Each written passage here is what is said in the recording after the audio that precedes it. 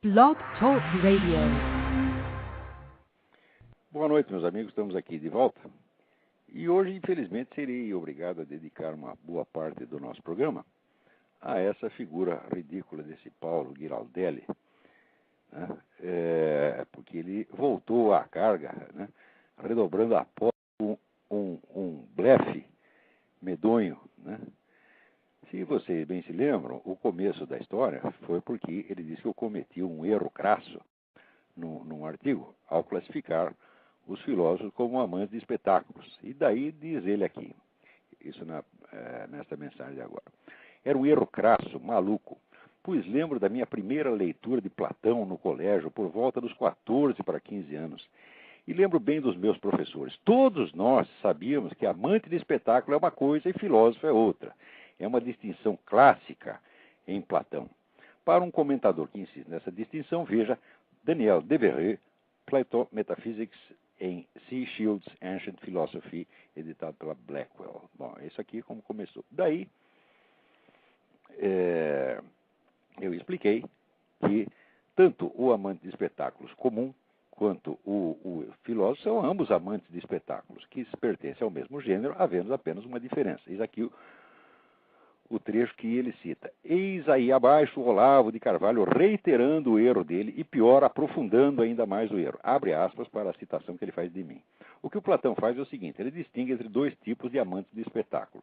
Aqueles que gostam de qualquer espetáculo, que se deleitam no espetáculo das aparências, e aqueles que se deleitam no espetáculo da verdade. Então, são dois tipos de amantes de espetáculo. E aí vai o Giraldelli, né? Dizendo que isso é um erro crasso, que é medonho, que eu estou ainda redobrando o erro, mas que ele, aspas, como filósofo que tem responsabilidade para com a juventude, né, ele vai pôr a coisa em pratos limpos e citar aqui diretamente o trecho da República. Em seguida, ele cita o trecho da República, 476A e B, em inglês. Né? Muito bem, nesse trecho, de fato, Sócrates faz ali uma distinção entre o amante de espetáculos e o filósofo, tá certo? Não preciso ler o parágrafo inteiro, de fato é essa distinção que está ali. Muito bem. Acontece que é o seguinte, ele cita aqui República, mas não diz qual é a edição nem nada. Como ele citou antes o Daniel Devereux, está na cara que é um trecho que ele extraiu do artigo do Daniel Devereux, colocado no livro Ancient Philosophy de C. Shields, né? Muito bem. Acontece que se ele tivesse lido a República, ele jamais poderia chegar à linha 476A sem passar pela linha imediatamente anterior, que é 475D, na qual, vejamos, aqui eu fui conferir o negócio, eu me lembrava claramente disto, mas no programa passado eu não citei o texto, né? Com linha e número, e não citei de propósito, para esperar que ele citasse, porque eu queria saber de onde ele tirou essa bobagem.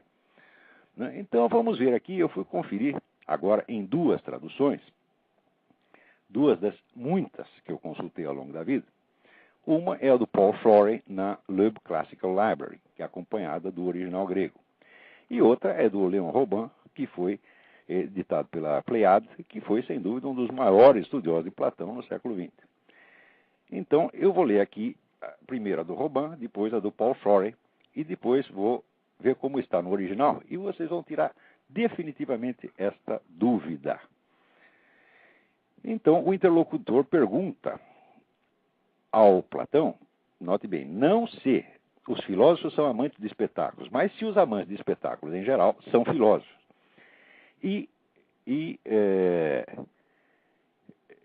Sócrates responde, pas du tout, mais ressemble à des philosophes. Et fit-il, quels sont ceux dont tu dis que ce sont des philosophes authentiques? Ce sont, répondis-je, ceux pour qui la vérité est le spectacle dont ils sont amateurs. Traduzindo para o português. O interlocutor pergunta, então, devemos chamá-los, aos amantes de espetáculos, de filósofos? Não, mas eles se parecem com filósofos. E, disse ele, quais são aqueles que você chama como filósofos autênticos? São aqueles para os quais a verdade é o espetáculo da qual eles são amantes. Ou seja, Sócrates está claramente classificando os filósofos como amantes de espetáculos, com a diferença específica de que são amantes do espetáculo da verdade. Do mesmo modo, na tradução da Paul Shorey, Lib Classical Library, está aqui. Whom do you mean then by the true philosophers? Those for whom the truth is the spectacle of which they are enamored. Ou seja, são aqueles que estão enamorados do espetáculo da verdade, como os outros estão enamorados do espetáculo da aparência. No original grego, a coisa é ainda mais forte. Tois tes aleteias en dego philotheamonas. Philotheamonas é como se diz amante de espetáculo em grego. Então, o filósofo é o philotheamon da aletheia, da verdade. É o amante do espetáculo da verdade. Isso está muito claro na linha imediatamente anterior. Não é isso? Ora, se o Paulo Giraldelli tivesse lido a República, ele não chegaria à linha 476 sem ter passado pela linha 475. Mas como ele jamais leu a República, ele apenas pegou este trecho citado no Daniel Devereux, então ele ficou com a impressão de que a distinção entre os amantes de espetáculos e os filósofos não é uma distinção de gênero e espécie, mas é uma distinção radical absoluta, é uma distinção de substâncias, quando está na cara que é uma distinção escalar. Existem aqueles que amam o espetáculo das aparências e existem aqueles que vão além das aparências e amam o espetáculo da verdade. Isso está muito claro para quem leu a República. Agora, para quem catou um trechinho do Daniel Devereux, tá certo? E quer esfregar na minha cara, mostrando para se fazer de superior, tá certo? Pegar isso aí e esfregar aquele diplominha de merda dele, aí é outra coisa, tá certo? Então, esta é a diferença, tá certo? Entre esta molecada que sai com diplominha da USP e um estudioso de verdade. Para estudar um texto clássico, você só tem um jeito, você se tem que se munir das melhores traduções do original, grego ou latino, e de um excelente dicionário que eu uso aqui, o do Charles Bailly, tá certo? Que é provavelmente o melhor dicionário grego em um volume só que existe, tá certo? Então, de cara, você vê que o mesmo termo, philotheamon, é usado com relação aos amantes de espetáculos em geral e é usado aos amantes da aletheia da verdade. Tá certo? Não há a menor dúvida quanto a este ponto para quem quer que tenha lido a República.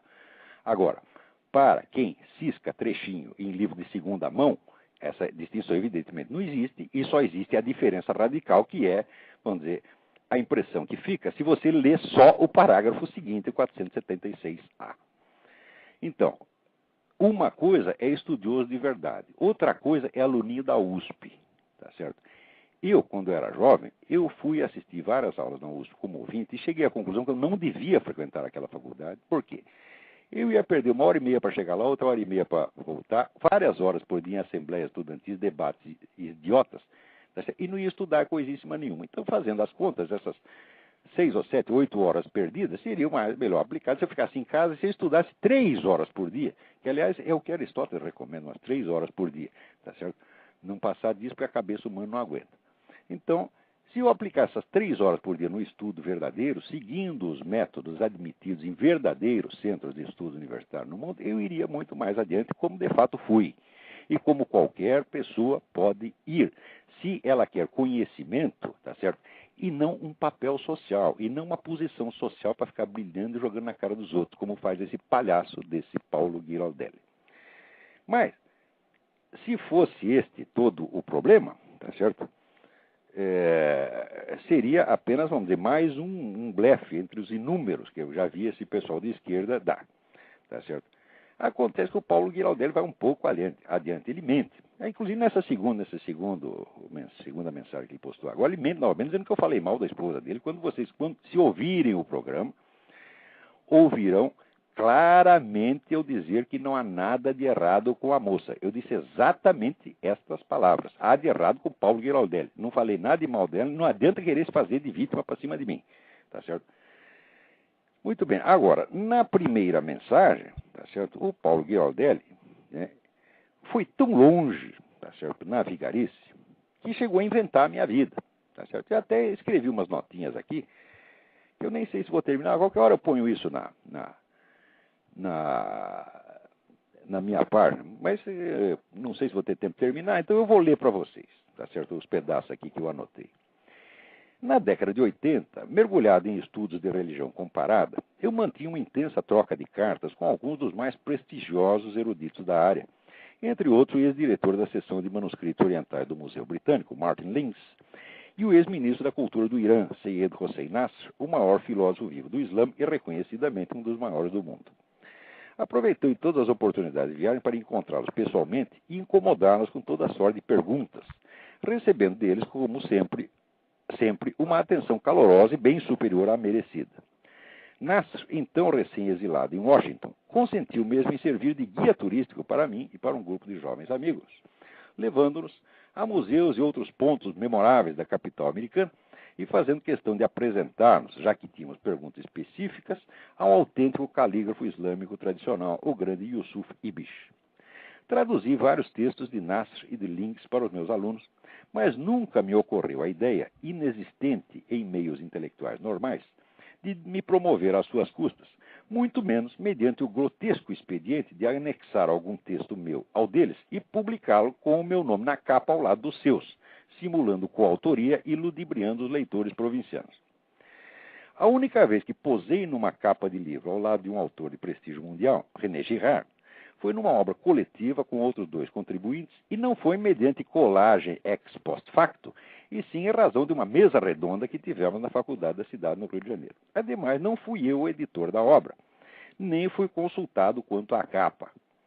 Se fosse, eu diria, jamais me coloque como coautor, porque houve uma conferência principal, que foi a do René Girard, e houve 3 intervenções, 3 comentários a ser feitos depois, um dos quais o meu. Portanto, eu não sou um coautor, eu sou um comentador. Você pode colocar o meu nome na Folha do Rosto como comentador, jamais como coautor. Mas a edição foi iniciativa deles. Muito bem. Conto essas coisas para dar aos leitores a medida exata do personagem do qual me vejo obrigado a falar nas linhas seguintes, o qual construiu uma carreira acadêmica inteira, fazendo amizade com o filósofo americano Richard Rorty, o que não era difícil, sendo Rorty notoriamente o mais gentil embrulhão intelectual de todos os tempos, escrevendo prefácios para os textos dele e em seguida estampando-se a si próprio na capa como coautor, em vez de recolher-se modestamente à folha de rosto como prefaciador ou editor, como é certo e usual fazer nessas circunstâncias, e como fiz com os textos de Mário Ferreira dos Santos e Otto Maria Carpo, e até com os de um autor totalmente desconhecido do público paulista, o poeta e filósofo pernambucano Ângelo Monteiro, cujos ensaios reuni e lancei na praça. Não parasitei em proveito próprio nenhum dos autores ao quais servi com modéstia e sinceridade de canal para que chegasse ao público, e não vejo nisso nenhum mérito especial, apenas a obediência normal e rotineira a uma regra mínima, que, por seu caráter elementar e incontornável, é menos de honestidade intelectual do que de saúde pública. Quer dizer, isso é uma regra, vamos dizer, de saúde pública, que ninguém que esteja no meio intelectual pode ignorar. Quer dizer, se o sujeito começa a constar na capa como coautor de textos dos quais ele acrescentou um comentário, então, evidentemente, é um picareta, é um vigarista. Vocês podem imaginar, portanto, o desgosto que sinto ao ver-me constrangido a prestar atenção a um personagem que só chegou a ocupar algum espaço, ainda que modestíssimo, por meio do mais torpe e mesquinho dos expedientes editoriais, e cuja mais alta realização intelectual até agora é um filminho pornô estrelado por ele próprio e sua esposa, do qual voltarei a falar mais adiante. Ao longo da vida, discuti com vários tipos desprezíveis, mas eram vigaristas intelectuais, e não vigaristas tout court, vigarista no sentido material da palavra, ao menos segundo o que eu pensava na época. Quando depois eu soube que o professor Emir Sader se enquadrava na segunda categoria, já era tarde, o debate já tinha acabado. A trapaça intelectual pode ser combatida mediante simples denúncia ao público, mas a trapaça pura e simples é algo que não cabe discutir, algo que requer uma ação punitiva de ordem jurídico-policial, se ela for possível, que no momento não é, porque estando eu aqui nos Estados Unidos, não vou poder processar o cara aí. A diferença aí é a que medeia entre a simples imoralidade e o crime. Aqueles tipos que retratei em um imbecil coletivo e que depois tive a ocasião de desmascarar por completo em todos os confrontos polêmicos que tiveram comigo, chegavam com frequência a falsear minhas ideias para mais facilmente dar a impressão de havê-las refutado. Este de agora falsifica minha vida, minha biografia, meus atos, com a intenção de incutir no seu minguado público um ódio injustificado à minha pessoa. Falsificar, no caso, é até eufemismo. Ele a inventa ex nihilo. Mas não se contenta com isso. Para dar uma aparência de verossimilhança à sua invenção, cria um passado histórico nacional que nunca existiu a não ser na sua fantasia e vende aos seus alunos, ou vítimas, com áreas de quem lhes faz um grande e generoso benefício pedagógico. Ele não acabou de dizer que ele é um filósofo, tem responsabilidade para com a juventude. É ao mesmo tempo autor de um crime e vítima da sua própria mitomania. Mitomania no sentido mais estrito e clínico do termo. Eu não tenho a menor dúvida que estou dentro de um mitômano. Como todos os mitômanos, ele tem um instinto infalível para escolher os ouvintes mais vulneráveis, jovens e incultos, e fugir aos demais para evitar um confronto que inevitavelmente o desmascararia, pondo à mostra a miséria humana de uma vida feita de fingimentos. O intuito perverso de ludibriar a plateia, apostando na sua ignorância do passado brasileiro recente, revela-se na falsificação caluniosa da minha história pessoal. Um blefe audacioso que nem mesmo Emir Sader ou Leandro Conder ousaram jamais arriscar. Segundo o Patife, fui, aspas, um simples anticomunista daqueles que a ditadura militar alimentava. Fecha aspas. Evidentemente não tem obrigação de provar nada quanto a esse ponto. Cabe a ele apresentar as provas de que, durante o regime militar, empreendia uma campanha anticomunista, por modesta que fosse, e recebia algo do governo por isso. Ele não o fará, evidentemente, porque até o último dia do regime militar, eu não só me abstive de dizer uma só palavra contra os comunistas, não falo contra minorias perseguidas por menos que elas prestem, mas arrisquei minha pele, escondendo em casa fugitivos da polícia política, escrevendo para o censuradíssimo Jornal da Tarde matérias que a Polícia Federal invariavelmente vetava, militando ao lado da esquerda no Sindicato Jornalista de São Paulo, é verdade que por mera solidariedade aos amigos e já sem nenhuma convicção ideológica, e ajudando a publicar em 1985 a edição especial do jornal Unidade, desse mesmo sindicato, a primeira denúncia oficial da classe jornalística quanto ao assassinato do nosso colega Vladimir Herzog pela polícia política. Como a ditadura pode ter me alimentado para isso, é algo que escapa ao entendimento humano e só é acessível ao tirocínio superior dos orangotangos, entre os quais Paulo Giraldelli, evidentemente. O primeiro escrito anticomunista que publiquei foi o livro A Nova Era e a Revolução Cultural, de 1993, 5 anos depois da redemocratização. Se houvesse alguma dúvida razoável quanto a isso, bastaria remeter os leitores ao discurso que fiz no Clube Militar em 31 de março de 1999, no qual, ante uma plateia, que está lá na minha página, todo mundo pode conferir, no qual, ante uma plateia de adeptos fervorosos do golpe de 1964, pedi desculpas públicas por ter entrado demasiado tarde na luta anticomunista, esperando o fim do regime militar, que injustamente odiei, mais do que ele merecia, até depois de extinto. Para que haveria eu de me submeter a esse meia-culpa, se ao contrário tivesse uma bela folha de realizações anticomunistas, aliás, bem pagas e aprovadas pelo governo, do período de 1964 a 1988, para apresentar aos ouvintes. Mas, evidentemente, provas não significam nada, nem para a mentalidade esquerdista em geral, nem especialmente para o embusteiro chinfrim do qual estou falando aqui. Para a primeira, o inimigo de classe não é um ser humano concreto como os militantes da esquerda. É um estereótipo abstrato desprovido de alma, consciência e individualidade, que existe apenas para ser objeto de teorizações pejorativas, suspeitas paranoicas e imputações caluniosas. O segundo leva às últimas consequências o impulso de deformar a imagem do inimigo, negando-o o direito a uma biografia própria e imputando-me a que bem lhe interessa com os fatos que bem lhe apraza inventar. Então é isso, quer dizer, chamar esse sujeito de porco é desrespeitar um honrado gênero suíno, tá entendendo? E o sujeito é um mentiroso barato, é um trombadinha, tá certo? É um bandidinho pé de chinelo, tá certo? Que não merece sequer um tapa. Quer dizer, um tapa para um sujeito desse é uma honra que não merece, tapa na cara, tá certo? Não merece, nem isso merece. Agora, completando aí a minha biografia que ele inventou, ele disse o seguinte, ele disse que primeiro ele começa com aquela história de que a direita, o centro e a esquerda antigamente tinham bons intelectuais. Tivemos debates memoráveis que envolveram Sérgio Paulo Rouanet, José Guilherme Melchior. Ora ele escreve Melchior com CH, ora Melchior com CH. Ora, cá entre nós, é impossível você ter lido livros de um autor e não saber escrever o nome dele. Principalmente se é um autor brasileiro, não é um autor estrangeiro. Porque se você leu 1, 2, 3, ou que lesse um livro do José Guilherme Melchior, você saberia que Melchior é M-E-R-Q-U, né? I-O-R. É Melchior, com Q-U, tá certo? Mas talvez ele não goste, porque esse negócio de cu, talvez ele seja muito, né, muito pudico, né? Talvez então ele não queira escrever e trocou por CH por uma questão de decência. Talvez só falta ele explicar assim, tá certo? Muito bem. O último bom pensador da direita, para o gosto... É claro que a direita sempre esteve em desvantagem. Seus quadros eram mais escassos.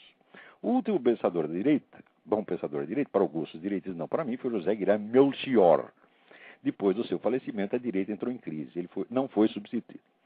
Aí, no outro escrito, ele diz o seguinte: o debate depois entre a direita e a esquerda não chegou a acontecer, depois que entrei eu no lugar do Melchior, segundo ele. Carvalho não apresentou o charme necessário, não serviu de interlocutor para nenhum intelectual da esquerda e logo os proprietários de jornais perceberam que era melhor dispensá-lo. O que ele falava era bobagem para todos, ninguém iria endossar algo assim, né? Não era, de fato, possível se utilizar dele. Era algo fora dos padrões que a imprensa precisava para gerar um debate de bom nível. Ora, bom, em primeiro lugar, todos os debates que eu tive com esse pessoal da esquerda, com os intelectuais da esquerda, estão todos publicados. Estão todos publicados e documentados. Por mim, evidentemente, porque eles esconderam debaixo do tapete. Estão todos e vocês podem verificar no meu confronto com o Emir Sader, com o Leandro Conder, com o Márcio Moreira Alves, com a Laura Café. Esses camaradas sempre saíram absolutamente desmascarados como os intrusões intelectuais que são. O Giraldelli não é intrusão intelectual, é intrusão puro e simples, tá certo? Ademais, o que eu dizia era bobagem para todos, quer dizer, os diretores de jornais, na sua alta capacidade judicativa a respeito, acharam que eu não tinha qualificações para isso. É gozado, porque naquela época tudo que eu falei foi elogiado por Roberto Campos, Zé Oswaldo de Meira Pena, Miguel Reale, Paulo Mercadante, o presidente da Academia Brasileira, José Montello, Carlos Heitor Coni, o Bruno Tolentino, uma infinidade de outros, inclusive o maior escritor brasileiro vivo, então, que é um clássico, que é o Herberto Salles.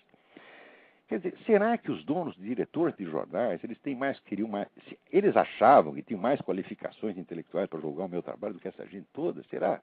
Quer dizer, o cara está inventando uma historinha aqui, e evidentemente está inventando.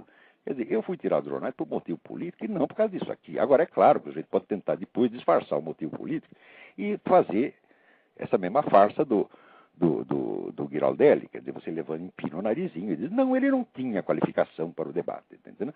Pode fazer isso. Aliás, o Paulo Moreira Leite, que não era diretor do jornal, era apenas um chefe de redação, ele fez isso, ele tentou dizer isso, tá certo? Só que depois, no dia seguinte, deu com a língua nos dentes, confessando a um leitor que o motivo era político mesmo.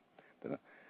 Então, quer dizer, é incrível, que o sujeito falsifica totalmente. Quer dizer, o que marcou a minha presença na imprensa desde o início, né, foi uma enxurrada, tá certo, de elogios dos melhores cérebros brasileiros. Agora, essa arraia miúda, tipo Leandro Conder, o Leandro Conder, qual é a obra filosófica do Leandro Conder? Leandro Conder escreveu um livrinho didático, tá certo, a respeito de Karl Marx. Não tem obra filosófica nenhuma. Tá certo? Que obra filosófica tem o Emir Sader? Quer dizer, o certo é o que eu disse o Caio César Benjamin, que intelectualmente a obra do Emir Sader é um nada, tá certo? E essa turma toda, vamos dizer, com quem eu me confrontei, eram todos nadas. Esse aqui é subnada. Esse aqui é auxiliar, é aspone de nada, você está entendendo? Então, vocês verifiquem lá quais os debates que eu tive, tá certo? E vão ver se algum deles demonstrou que tinha mais nível, mais conhecimento do assunto, tá certo? Do que eu. O que aconteceu é o seguinte, é que eu tinha coragem de mostrar que eram, de fato, intrusões, tá certo? Então, é claro que o debate acabava. Mas é evidente que o debate acabava, porque depois que o sujeito faz uma coisa dessa, que nem Paulo Giraldelli acabou de fazer com o texto de Platão, o que o sujeito vai fazer? Vai enfiar a cabeça na privada para descarga, como fez a Laura Café, tá certo? Como fizeram todos eles. Até, você veja, o Emir Sader, que teve inúmeros confrontos comigo, tá certo? Ele depois saiu dizendo, jamais tive um debate com esse cidadão. Quer dizer, ele até apagou o passado. O tamanho era vergonha, porra. Quer dizer, esse pedaço da minha história está altamente documentado. Agora, vem este canalha, este bandidinho, tá certo? Inventar minha biografia e passar para os jovens, tá certo? Falsificar totalmente a minha vida e dizer que ele é um filósofo que tem responsabilidade para com a juventude. Primeiro, você não é filósofo merda nenhuma, porra. Você é um bostinho, você é um vigarista brasileiro, tipo homem que sabia javanês. Você está entendendo? Você é um falsificador barato, tá entendendo? Agora, o gozado é que ele coloca esta biografia imaginária do Olavo de Carvalho. O Olavo de Carvalho, então, era o intelectual alimentado intelectual de direita alimentado pela ditadura. Ele coloca isso no contexto, né, de uma história nacional que também é inventada, tá certo? E é a história, então, dos debates de direita e esquerda, onde ele diz aqui que, né, a direita sempre esteve em desvantagem porque ela tinha menos quadros. Presta atenção na palavra quadros, a qual eu voltarei daqui a pouco. Tá certo? E que, desses, o último bom que sobrou era o José Guilherme Melchior, ou como queira escrevê-lo, tá certo? Porque ele tira o nome da sua própria imaginação. Ele diz até que conheceu o Zé Guilherme Melchior. Só conheceu o Zé Guilherme Melchior, até empregado dele conheceu. Não se trata de conhecer, você sabe se você leu os livros dele. Se você lê um livro de um autor que fala a sua própria língua, que escreve na sua própria língua, não é possível você não saber, por exemplo, que Machado de Assis não se escreve com C, não é Assis com C, tá certo? Não é Melchior com CH, você está entendendo? É impossível não saber uma coisa dessa. Quer dizer, ele nunca leu uma linha do Melchior. Ele está chutando, blefando como sempre, tá certo? Muito bem, então inventa essa história de que o último bom pensador da direita, para o gosto dos direitistas, presta atenção, foi José Guilherme Melchior. Né? Muito bem, isso é um topos da esquerda. A esquerda sempre repete, não, depois do Melchior e do Roberto Campos não tem mais ninguém, esse sujeito que apareceu aí não tem nível para discutir com a gente. Né? Bom, vamos ver como é o negócio. Nisso não há só burrice, existe uma astúcia gramsciana aí embutida. Tá certo? O Gramsci divide os intelectuais em 3 tipos. Existem os intelectuais orgânicos da burguesia, os intelectuais orgânicos do proletariado, que são eles mesmos comunistas, e existem os intelectuais tradicionais que não pertencem a um grupo nem outro. A técnica para a conquista da hegemonia consiste em você tirar fora, né, os intelectuais tradicionais que não se enquadram bem, tá certo? Denunciá-los como aberrações, quer dizer, como pessoas que, vamos dizer, estão fora da normalidade do ambiente, e concentrar a discussão entre os intelectuais orgânicos comunistas e intelectuais orgânicos anticomunistas, ou seja, pessoas que estão ligadas a movimentos, que representam movimentos e que, portanto, não estão dando somente a sua opinião. Então, é claro que o que eles escolhem como intelectual orgânico da burguesia tem que ser pessoas que, caracteristicamente, ofereçam uma argumentação burguesa, a defesa da burguesia, a defesa do capitalismo, tá certo? Em determinados termos, que evidenciem a pertinência desses indivíduos a um grupo de interesses claramente identificável. Então eles escolhem esses e só discutem com esses. Então é claro que pessoas como Zé Guilherme Melchior, que era um membro do governo militar, foi chefe de gabinete do ministro João Leitão da Cunha, João Leitão de Abreu, perdão, e o Roberto Campos, que também foi ministro do governo militar, era o ministro do Planejamento e depois ministro da Economia. Tá certo? Então eram caracteristicamente intelectuais orgânicos. Agora, o fato é o seguinte, a quase totalidade dos intelectuais conservadores não eram intelectuais orgânicos, eram sujeitos ideologicamente inclassificáveis. Tá certo? E esses eram em número imensamente maior, tá certo? Mas eles eram intelectuais e não eram quadros. Quadro, como é que se diz? Na terminologia comunista, é um militante que foi preparado para isso. Quer dizer, existe a escolinha de militantes para preparar quadros. Tá certo? Então, de certo modo, pode-se dizer que o Roberto Campos era um quadro do capitalismo e o Zé Guilherme Melchior era um quadro do capitalismo. Mas você não podia dizer isso dos maiores intelectuais conservadores e vivos ainda na época, como, por exemplo, o próprio Gilberto Freire, em primeiro lugar. Em segundo lugar, você não poderia dizer isso do João Camilo de Oliveira Torres, que foi um dos maiores pensadores do Brasil, que é incatalogável ideologicamente. Tá certo? Você não poderia dizer isso do Gustavo Corsão. E você não poderia dizer isso de uma infinidade de intelectuais de direito que havia na época, que apenas não eram enquadráveis no debate pré-moldado que a esquerda fazia. Então o que ela faz? Ela recorta o campo, sobra só o Roberto Campos e o Zé Guilherme Melchior, quando esses mortos dizem, a direita entrou em crise. Eu digo, mas que palhaçada, tudo isso aí é um teatrinho montado, tá certo, pelo pessoal do partido, tá certo, porque ele só aceita como interlocutor aquele preciso adversário cujo argumento é simetricamente oposto ao deles e trata dos assuntos nas mesmas categorias de pensamento que eles têm. Então, que é facilmente traduzível na linguagem deles. Como não dá para fazer isso, vamos dizer, por exemplo, com o Gustavo Corsão, com o João Camilo de Oliveira Torres, então é como se não existisse. Tá certo? Ou com o Paulo Mercadante. Tá certo? Aliás, o próprio Meira Pena. Quer dizer, o Meira Pena se aproximaria mais da ideia do intelectual orgânico da burguesia, mas também difere pela amplitude de referência dele. Tá certo? Quer dizer, não podemos esquecer que o Meira Pena foi um estudioso, discípulo de Jung, tá certo? E uma metade da obra dele é coisa de psicologia social que não se enquadra mesmo na coisa da polêmica pró-capitalista ou anticapitalista.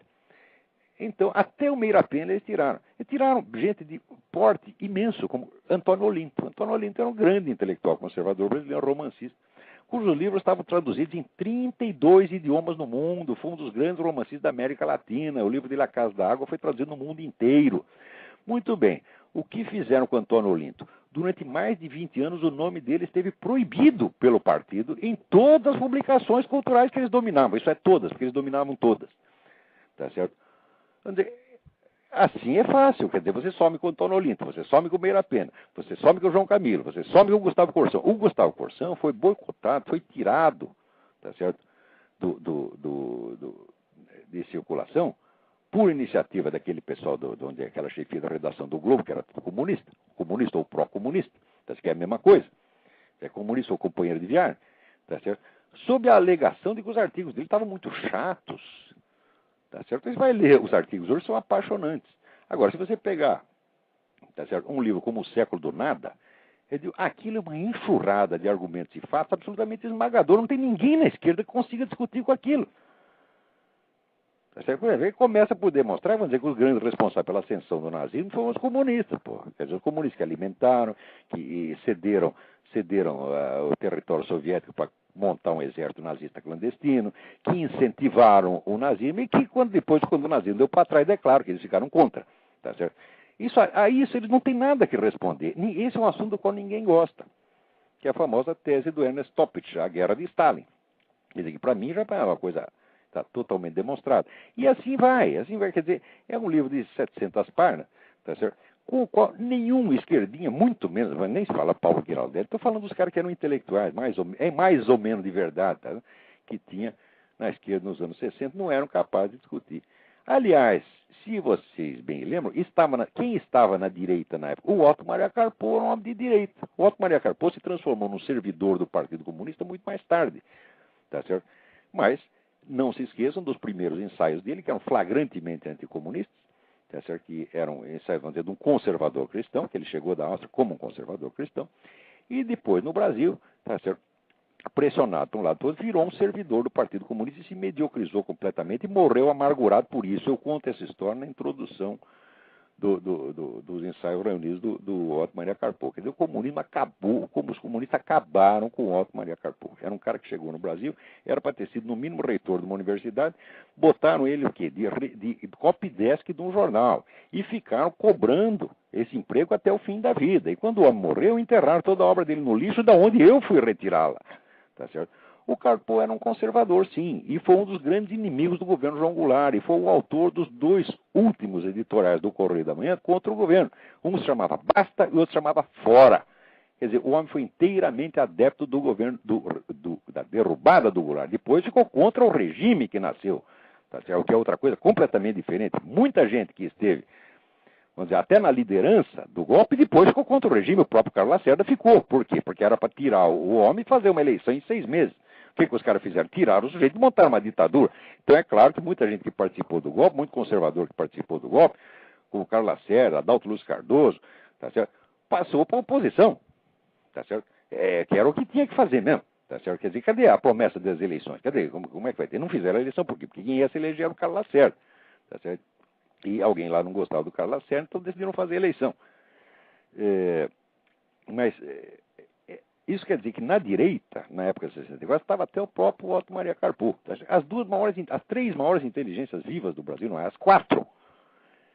Mário Ferreira dos Santos, Otto Maria Carpo, Gilberto Freire, Miguel Reale, estavam os 4 na direita, só que não eram intelectuais orgânicos. Portanto, não dá para montar com eles o debate pré-fabricado que os caras montavam com Roberto Campos e Zé Guilherme Melchior. Esses dois, aliás, era fácil de discutir com eles, primeiro, porque o Roberto Campos se atinha geralmente ao argumento da eficiência econômica do capitalismo, o que facilitava ainda mais deformar a imagem dele, colocando como um sujeito tecnocrata frio que não ligava para os aspectos morais, só pensava em eficiência.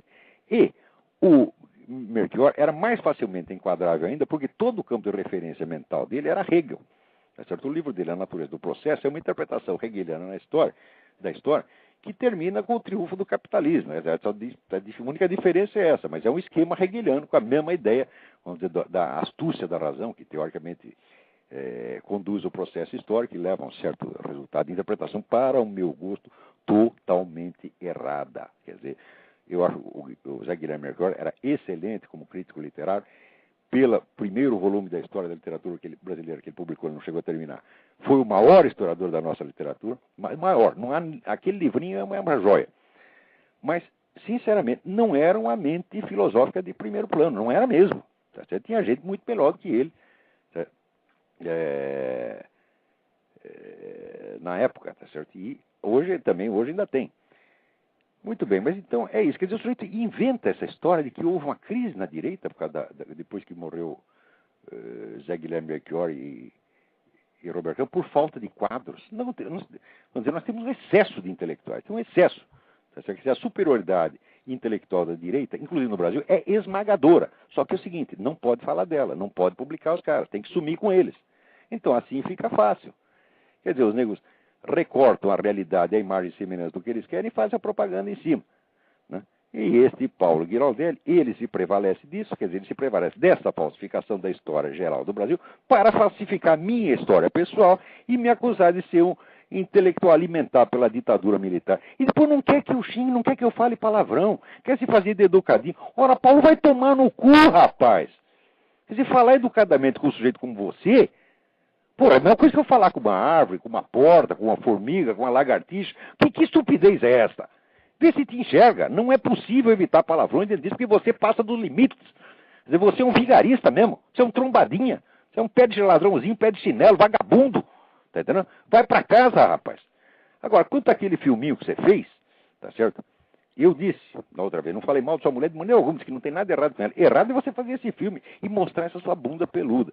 Um aluno meu me mandou esse vídeo dizendo que era uma aula do Paulo Giraldelli, fazendo gozação comigo. Eu fui ver, tá lá o Paulo Giraldelli mostrando a bunda, só faltando mostrar o preço, dar o preço. Você tá entendendo? Ora, isso aí é o pior mal que você já fez à humanidade, porque qualquer negro que esteja lá comendo a própria mulher, namorada, o sujeito que está lá naquele... Né, em todo aquele negócio romântico, idílico, está lá transando e está quase chegando lá, daí vai passar pela cabeça dele aquela imagem, ou então, de repente, cruza a mente dele o nome Paulo Giraldelli. Pronto, o sujeito brocha. Quer dizer, você não pode fazer uma coisa dessa, porra. Para com isso. Tá certo? A humanidade, tá certo? Não quer ver a sua bunda, porra. Você está entendendo? Agora, muito menos, você precisa ficar avisando a espécie humana inteira de que aos 50 anos o seu pau ainda levanta. Porque o normal é levantar até aos 80. Não há nada extraordinário disso. E diz, estou lá comendo uma mocinha 30 anos mais nova. Então, primeiro, respeita a sua própria mulher, vê como fala dela. Tá certo? Não é assim que se fala da própria mulher. Não se gabando de que está comendo a mulher 30 anos mais nova. Ora, que porra é essa? Que coisa mais feia, rapaz. Agora, se é para fazer, se você não resiste, se você quer mesmo mostrar... Pô, corta aquela cena que aparece essa sua bunda magra e peluda, que parece de um orangotango aidético, rapaz. Uma coisa medonha, um espetáculo dantesco. Você está entendendo? Tira isso da frente das pessoas, porque está traumatizando muita gente. Olha, eu confesso, eu vi isso aí, eu vou broxar por uns 6 meses, Paulo. Você não sabe o mal que você me fez, rapaz. Eu não vou...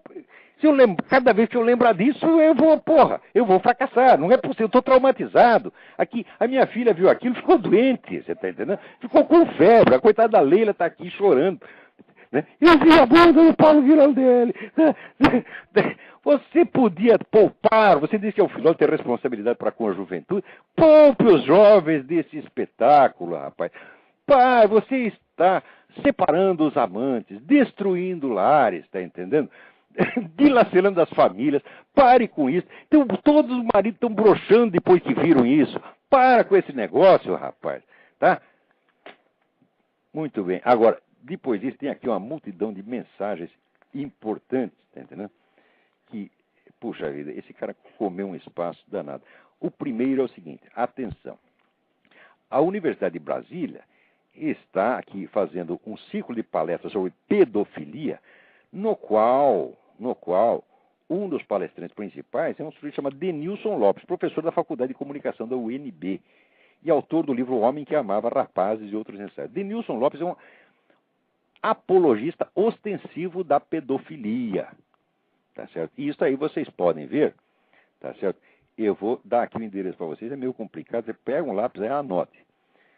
www.unsp.br paroutudo.com/Denilson/0411208, espaço com underline, Denilson, outro espaço com underline, Amando Garotos, outro espaço com underline, 22.htm. Mas também acho que se vocês puserem simplesmente no Google o nome do sujeito, Denilson Lopes, e o título do artigo, que é Amando Garotos, vocês vão ver essa apologia ostensiva, né, da pedofilia, que ele faz lá um monte de citações literárias, né, evocando as belezas da pedofilia, e diz assim: talvez se vivêssemos em tempos menos intolerantes, quer dizer, a rejeição que nós temos à pedofilia é intolerância, é uma coisa horrorosa, nem precisássemos evocar tantos textos literários. Talvez em outros lugares da sociedade tenham ouvidas outras histórias que falariam para além da redução mecanicista do violentado que vira violentador ou marginal.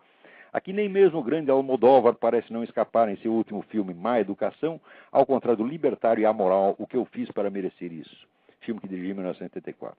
Talvez num futuro que espero próximo, haja um tempo em que falar de pedofilia seja apenas falar de uma expressão afetiva. E assim vai. Então, olha, outro que faz apologia da pedofilia é o próprio Luiz Mott. Tá certo? Quer dizer, ele confessa as suas afeições pedófilas. Tá certo? Agora, ele diz que ele descreve aqui o que ele chama do moleque ideal, o moleque que ele quer comer ou dar, sei lá o quê. Tá certo? Descreve, evidentemente, um menor de idade, mas diz que é o maior de idade. Diz que ele só faria isso com um sujeito que fosse exatamente assim, mas que fosse maior de idade. Né? Ora, imagina o detalhe, né? A carteira de identidade é um detalhe erótico, né? Que deve excitá-lo muito. Quer dizer, o sujeito tem tudo aquilo, mas se ele não mostra a carteirinha de 18 anos, então o Luiz Mott brocha e não tem mais atração por ele. Que brincadeira é essa? Então o sujeito está dizendo claramente que é a atração explícita por meninos, adolescentes, né? E isso aí vocês podem verificar no site, no blog Jael Savelli, com 2 L's, .blogspot. Procurem e vocês vão ver, né? Agora, uma outra coisa interessante nesse artigo é o seguinte, é que o pessoal sempre fala que não há nada de promíscuo na homossexualidade, que os homossexuais eles gostam de formar, né, casaizinhos, formar família, né, etc. Olha, eu não tenho nada a ver com isso, né, mas diz aqui o Luiz Mott, dos últimos 36 anos de prática homoerótica, calculei que deve ter transado mais ou menos com uns 500 homens diferentes. Eu não vou falar mal dele por ter transado com 500 ou 501. Eu só vou dizer o seguinte, que essa história de casalzinho gay, de família gay, isso é empulhação. Tá certo? Porque nós sabemos que o Luiz Mott é um tipo altamente representativo. E como ele mesmo se gaba disso, e que transou com uns 500 homens diferentes, se pedir para escrever o nome ele não vai conseguir. Tá certo? Então, é o que eu tinha um aluno antigamente, que era homossexual, era um bom sujeito e tal, mas ele ia na sauna ali no Hotel Danúbio, em São Paulo, e eles chamavam aquilo de navio negreiro. Quer dizer, apagava a luz, todo mundo comia todo mundo. E ele nem sabia de onde, né, tinha vindo o instrumento. Tá certo? E de repente sentia um negócio estranho, era alguém. Tá certo? Era um desses 500. Tá certo? Então, é claro que, vamos dizer, você querer identificar isso, vamos dizer, como um impulso que leva à formação de casais estáveis e família, etc. Isso é uma palhaçada. Note bem, não se trata de falar mal de homossexualidade, heterossexualidade ou coisa nenhuma. Trata-se apenas de exigir a verdade. Mas eu já cheguei ao brasileiro, não sabe o que é a busca da verdade. Isso não faz parte, a pessoa nem sabe o que é isso. Quando elas chamam busca da verdade, elas querem apenas, vamos dizer, a defesa de alguma coisa que elas gostam. Certo? Então, vamos lá. Tem mais assuntos aqui. Nós estamos quase no fim. Antes que eu me esqueça, vai haver aqui o curso de paralaxe cognitiva que vai ser dado aqui, em casa, tá certo? Na Virgínia, tá certo? E vocês podem obter informações com o EDUI no número 041-3362-0200 ou 041-3262-0100. Antes que eu me esqueça, eu quero corrigir um erro medonho que eu cometi nos programas anteriores. Porque logo que foi tocada aquela musiquinha Vai Tomar no Cu, Eu atribuí a autoria daquilo ao grupo Adriano e a Rapaziada, e não é. É a atriz Cris Nicolotti. Parabéns, Cris Nicolotti. Você inventou um verdadeiro clássico. Nada melhor do que essa música expressa tudo o que eu tenho a dizer a todos esses picaretas, vigaristas, a começar pelo Paulo Giraldelli. Parece que tem alguém na linha. Vamos lá. Alô? Olavo? Sim. É Fábio de Andrade. Ô, Fábio, tudo bem? Como é que vai? Tudo certinho? Tudo jóia. Eu estava, enquanto você estava lendo o seu artigo, Uhum. eu estava fuçando no site do filósofo da cidade de São Paulo. Sim, o filósofo que tem responsabilidade para com os jovens. Depende, né? E tomara que não tenha responsabilidade sobre mim, né? E ele diz o seguinte, diz que você é nazista, né? O nazista é o cu da mãe dele. Ora, porra, esse negócio de abusar da coisa nazista, que é isso, porra? Nazismo é imputação de crime. Vai tomar no olho do seu cu, Paulo Giraldelli. Ah, que é isso, porra? Então ele diz exatamente assim, tá? Tem um artigo sobre a direita contra gays, negros ou nordestinos. Ele faz uma rebordosa aqui e depois chega no fim ele diz assim, é a direita que com o Olavão sonha com a suástica. Olha, e aí fica... Eu estou dizendo, esse sujeito, se eu estivesse no Brasil, eu tinha que meter na cadeia, processar e meter na cadeia. O que é isso? Isso é imputação de crime? Exatamente. O que é isso? Agora Você inventa ele... coisa e sai falando. Quer dizer, é um difamador, caluniador, isso está no sangue, o cara não consegue parar. É compulsivo, e mitômano e caluniador, porra. Esse é um lixo humano, esse cara não devia poder se aproximar de uma escola nem como aluno. Quanto mais como professor que entregar a juventude para um cara desse, é um crime. É um crime. Mas eu acho que não dá para discutir muito a sanidade do rapaz aí, pelo seguinte, ele pegou um pedaço da pintura do Rafaelo, chamada Academia, que é uma pintura belíssima, né? Aham. E está entrando pelo pórtico, entra o Aristóteles e o Platão, né? Sim. Então, eu esqueci aí de ele... comentar isso, Fábio. Mais adiante ele diz...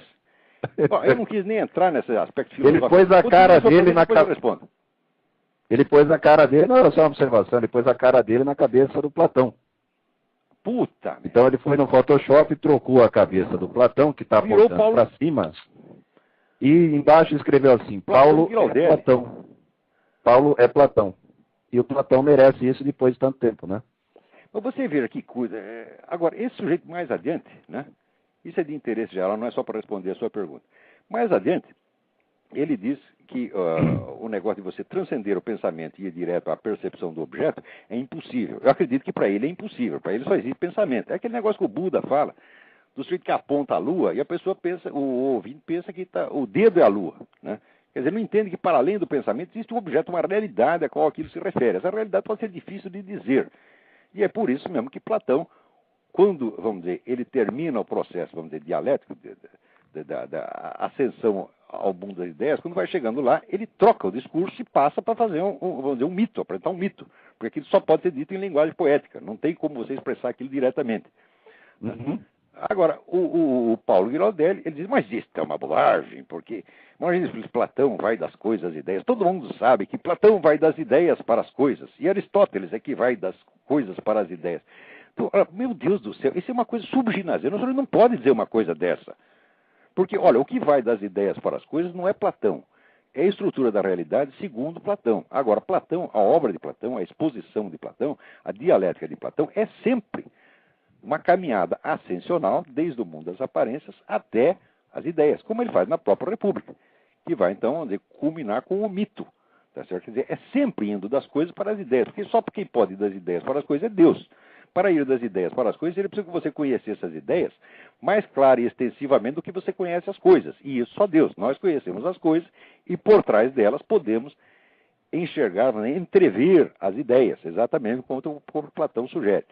O próprio Platão chamava a sua dialética de navegação. Então ele fez duas navegações. A primeira navegação das coisas para as ideias e a segunda das ideias para os princípios que ele põe no seu ensinamento oral, tal como está no livro do Giovanni Reale para uma nova interpretação de Platão. Tá certo? Então, o homem ignora tudo. Quanto a Aristóteles, Aristóteles não vai das coisas para as ideias porque Aristóteles não acreditava na existência das ideias, porra. Ele acredita na ideia da forma substancial que está embutida na própria coisa. Quer dizer que não, nem Platão vai das coisas para as ideias e nem Aristóteles vai das ideias para as coisas. Isso como é que se diz? É frasezinha de almanaque, tá entendendo? Um sujeito que diz essas coisas não pode ensinar nem numa escola primária. Esse sujeito tem que ser posto fora dessa profissão a pontapés e arrumar um emprego decente. Já que a mulher dele é modelo, vai ser modelo. Ele gosta de mostrar a bunda, vai mostrar a bunda. Isso você sabe, porque afinal de contas, como dizia Dirty Harry, opinião é como bunda, todo mundo tem, tá certo? Então, é ele que viva de mostrar a bunda. Tá certo? Então, porque talvez essa interpretação mais fuleira é justamente a interpretação da obra do Rafael, onde o Aristóteles está com a palma virada para baixo e o Platão aponta para cima. Né? Sim, aí fizeram eles estão indicando, vamos dizer, a direção do esforço filosófico. Quer dizer, o quadro está certo, porque Platão está buscando o movimento ascensional das coisas para as ideias. O quadro está certíssimo nesse sentido. Quer dizer, o próprio quadro no qual o Paulo Giraldelli botou a sua ilustre cabecinha no lugar da do Platão, já sugere isso, que se trata de uma via ascensional. Tá certo? E que Aristóteles está ao contrário, dizendo que nós devemos prestar atenção nas próprias coisas, porque as formas não estão acima das coisas, estão nelas mesmas. Isso é que é verdade. Não esta estupidez de que Platão vai das ideias para as coisas e Aristóteles vai das coisas para as ideias. Ora, que tipo da coisa que a gente está ouvindo só pode responder uma coisa: vai tomar no cu. Não há mais nada para responder depois disso. Quer dizer, cala a boca, burro, vai embora. Tá certo? Não, ele pega o mesmo... Desapareça, né? Drop dead, como dizem os americanos, né? É muito cabuloso, porque, veja só, né? Coitado do Rafaelo também sofre à toa nessa história, porque ele pegou a modelo, esposa dele, e colocou também na escola de Atenas, do lado, ali é claro, a menina ouvindo, então, Paulo Giraldelli, ela é Xenofonte, ela é Aristóteles, né? É um dos discípulos lá, ouvindo Platão. Ai, meu Deus do céu, haja saco. Olha, o Brasil está tomado por esse tipo de vigarista, tanto na política quanto na vida intelectual. A geração anterior, intelectuais de esquerda, era até melhorzinha. Não dá para comparar o Paulo Giraldelli com o Leandro Conte. O Leandro Conte leu algum livro. Pelo menos ele leu o livro do Zé Guilherme Melchior, esse cara nem leu. Tá certo? Quer dizer, porra, não se pode tolerar um sujeito desse no ensino. Não tem qualificação para ensinar nada. Agora, fica aí exibindo diplominha. Diplominha da USP todo mundo tem, porra. Qualquer um que faça por lá tem. Agora, eu nunca quis uma porcaria dessa. Por quê? Porque eu queria conhecimento, não tinha tempo para perder com essa bobagem. Tá certo? Aí eles podem ficar esfregando diplominha, tá certo? Para enganar os outros. Eu não posso enganar, eu tenho que mostrar conhecimento mesmo. Porque eu não tenho título nem protestado. Tá certo? Eu não vou me afirmar na base do título, mas na base da minha obra, da base daquilo que eu ensinei. Quer dizer, eu tenho uma obra já de mais de 20 mil páginas. Tá certo? Bom, Fábio, mas o outro aí na linha esperando. Bom, na verdade a pergunta que eu queria fazer não tem absolutamente nada a ver com o assunto, é que, talvez nesse programa não, mas no próximo, o senhor explicasse exatamente o que está acontecendo com o caso desse Louis Liby, né, que aqui no Brasil é um pouco difícil. O Liby não fez absolutamente nada. Ou você lembra na década de 70 que teve aquele Daniel Ellsberg e o Philip A.G., que publicaram mais de 300 nomes de agentes da CIA espalhados pelo mundo, agentes que estavam em serviço, ocasionando inclusive a morte e o assassinato de vários deles. A esquerda achou lindo. Agora, esse Liby, tá certo? Porque revelou lá o nome de uma mulher que nem estava em serviço, que não estava no exterior, estava aqui, e que ela estava se aposentando, os caras fizeram a caveira em cima dele. Quer dizer, é uma coisa de 2 pesos, 2 medidas, é guerra assimétrica, tá certo? O coitado do Liby não fez coisíssima nenhuma. Tá certo? E ele revelou o nome da Valerie Plame, né? Valerie Plame, que era uma agente que não estava em serviço, que já estava se aposentando, estava indo embora. Então eu falei, não há risco contra a segurança nacional nenhum. Agora, quando há um risco verdadeiro, como no caso desse Philip A.G., que depois se revelou que trabalhava para o Serviço Secreto de Cuba, tá certo? Trabalhou primeiro para si, mas já era agente infiltrado de Cuba, e que o cara divulgou 300 nomes de agentes da CIA, com nome e endereço, e os caras foram mortos, porra. É a esquerda inteira. Quando o cara foi preso, achou que era uma injustiça, que o coitadinho do Philip A.G. estava sendo perseguido. Agora, este Liby, que não fez absolutamente nada, eles querem a caveira e pintam o cara como um monstro. Mas esquerdista é mesmo assim. Olha, esquerdista honesto é quadrado redondo, porra. Não existe nenhum esquerdista honesto, nem jamais vai existir. São todos sociopatas, são todos vigaristas do fundo da alma, porque essa é a tradição revolucionária do mundo. A tradição revolucionária é falsificação, a tradição revolucionária é empulhação, e ela, na verdade, é o único grande mal do mundo. Se você vê, os países onde não teve revolução, como Inglaterra, Estados Unidos, são muito melhores do que aqueles que têm. Estou falando revolução social, não revolução da independência, que não é bem a revolução, é uma guerra nacional. Mas os países, a Europa inteira, vamos dizer, ficou para trás por causa das revoluções, enquanto a Inglaterra, sem revolução, ia para frente. Esse é assim em toda parte. Então, é interessante... Até da Escandinávia, que progrediram para cá, não tem revolução em nenhum deles. E o Japão também não, né? O Japão também não. Bom, então é isso. Estamos aí na... Tem alguém na fila para falar. Obrigado, Fábio. Tá bom, Olavo, falou, até mais. Um abração. Vamos ver quem mais está na fila aí.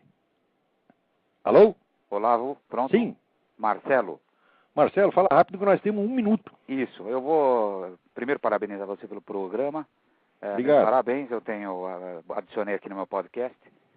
E queria que você, oportunamente, eu sei que estamos no fim de programa, não tem importância, o que mais quer dizer oportunamente, desse para nós a sua opinião aí sobre essa questão da nova censura que está se impondo no Brasil. Ela afronta contra todo e qualquer direito. Isso é a minha opinião. Quero ver Não, é exatamente isso. Vale. É exatamente isso. Quer dizer, a liberdade de expressão ela é garantida na Constituição Federal. Então, já de cara, quer dizer, qualquer norma de jus, não interessa o que venha eles por estão aí, montando um sistema... Tudo que essa petralhada usa, não vale nada porque, afinal de contas, nós vivemos num Estado democrático de direito, ou pelo menos supostamente. Supostamente e tal. Então eu queria que você, oportunamente, abordasse isso. Eu sei que você está... Eu vou fazer isso, inclusive, o meu próximo artigo do Jornal do Brasil, que vai sair quinta-feira próxima, é exatamente sobre isso. Eu não leio o Jornal do Brasil, porque eu estou em São Paulo. Não, você pode pegar na minha página. Isso, eu pego na tua página. Eu sou muito cidadão, tudo. Mas você vai ter outras oportunidades. Guarda o meu nome aí, por favor, essa minha perguntinha. Tá bom, Marcelo, não vou esquecer a sua pergunta. Aliás, ela já está respondida no artigo, mas no programa que vem a gente comenta mais um pouco. Então, tá bom. Queria saber se você tem mesmo 6 filhos, como aparece no... Eu 8. 8? Tenho 8 filhos, 8 de fato. É. Então, meus parabéns pela linda família também. Tenho 8, porque né, eu não sou como o Paulo Giraldelli, né? Ele aos 50 anos, o pau dele levanta, ele fica deslumbrado, tem que mostrar para a humanidade. Né? Eu estou ocupado fazendo filho, não posso ficar aí fazendo filminho. Pá. Então tá bom, Olavo. Tá bom? Um grande abraço para você. Um abração, tudo de bom. Igualmente. Tchau, tchau. Então, gente, acabou o programa. Até a semana que vem. Muito obrigado a todos.